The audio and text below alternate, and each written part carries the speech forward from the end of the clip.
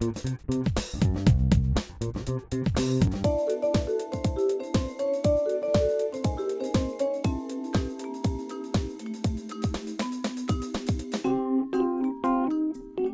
la saison d'été, depuis juillet-août, on a mis en place des mini-randonnées dans chaque quartier.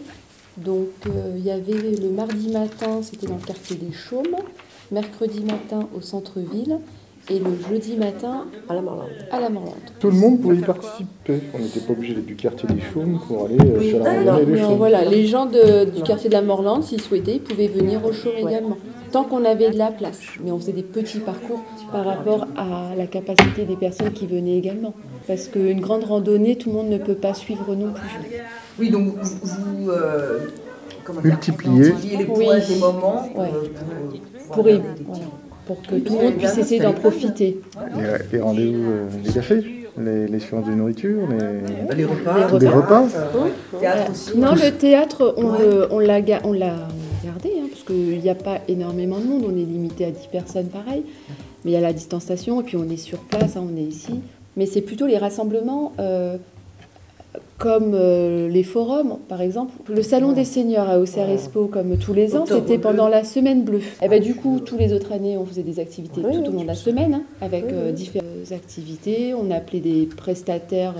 Une fois, il y avait le diabète, voilà. Mais cette année, c'est très compliqué au niveau de l'organisation et de sortir dans des lieux. Nous, on n'a pas pu y aller. On a pu faire une petite sortie pendant la semaine bleue. On a été visiter les Anis de Flavigny. Mais on était 12. Le monsieur nous a fait 2 groupes de 6 pour les protocoles sanitaires. En fait, le plus difficile, je pense, c'est l'organisation. C'est-à-dire, voilà, on a un projet, on tente, et après, c'est l'organisation. Donc, 5 personnes, 6 personnes, voilà, c'est là où il faut... C'est là où il ne faut pas se tromper, c'est là où il faut assurer la sécurité de l'ensemble des usagers. Le port du masque et les conditions sanitaires, enfin, tous ces moments conviviaux où on pouvait se retrouver perdent évidemment un petit peu de leur sens, mais comme de toute façon on met la vie humaine en avant, on ne peut pas transiger avec les normes. On va pouvoir en parler également, on a quelques difficultés quand nos bénévoles vont visiter nos aînés.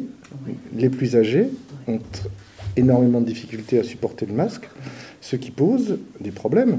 Donc c'est-à-dire que du maintien de la visite. On a eu une personne la famille nous a contactés pour nous dire que les visites n'allaient plus être possibles parce la personne ne pouvait pas respecter le protocole mis en place. Le masque, c'est quand même assez étouffant et certaines personnes, donc on réfléchit à des alternatives, mais il n'y en a pas tant que ça. Et il est évident qu'également parler avec des personnes âgées avec un masque, quand certaines personnes âgées lisent sur les lèvres, c'est Marianne qui m'expliquait ça, et le masque empêche de communiquer. Donc évidemment que ces moments conviviaux se transforment, ça reste convivial, mais ça perd un petit peu d'authenticité, ça perd de sa saveur.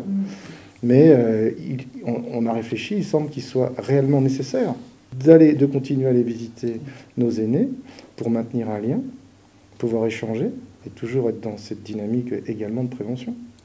Elle planifie semaine par semaine en fonction du cadre et du contexte sanitaire, du nombre de personnes qu'elle a en face d'elle, elle propose tel ou tel type d'activité. Elle ne peut plus faire comme elle faisait tout le mois.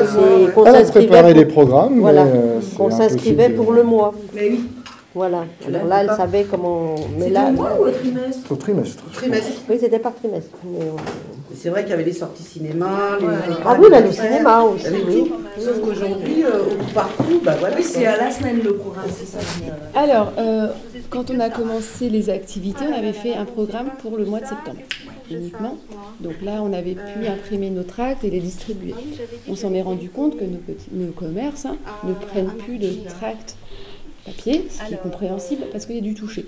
C'est tout à fait normal. Et après, par la suite, on a essayé de travailler sur une autre organisation.